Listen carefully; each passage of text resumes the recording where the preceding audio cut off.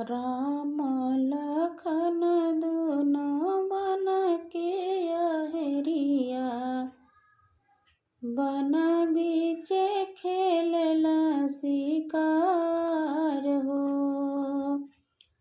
राम लखन दुनो बन के अहरिया, बन बीचे खेलला शिकार हो। खेलत खेलत भैली ठीक दोपहरिया, लगी गईली मधुरी पियास हो। खेलत खेलत भैली ठीक दोपहरिया, लगी गईली मधुरी पियास हो। कहे भैया राम चला बाबू लक्ष्मण, जहाँ बसे भाभी तोहार हो। जहाँ बसे भाभी तोहार हो।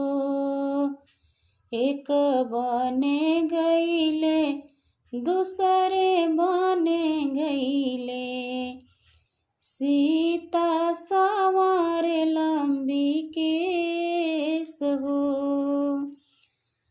एक बने गईले दूसरे बने गईले, सीता सवारे लंबी केस हो।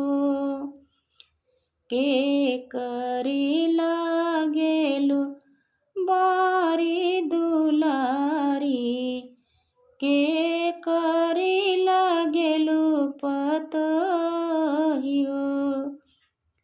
के करी लागेलु बारी दुलारी, के करी लागेलु पतहो।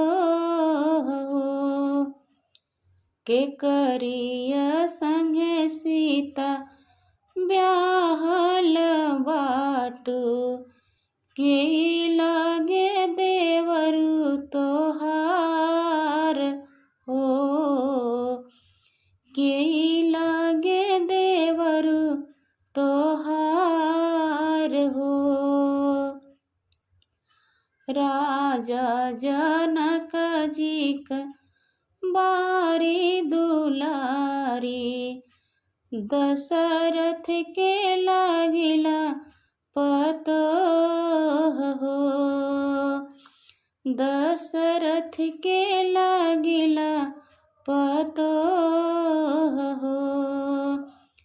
अपनी पुरखवा का नाम नाही जनली, लक्ष्मण देवरु हमार हो। लक्ष्मण देवरु हमार हो। इतनी बचन राम सुनहु न पवले हो, उनके लिहले हृदय लगाई हो। उनके लिहले हृदय लगाई हो। राम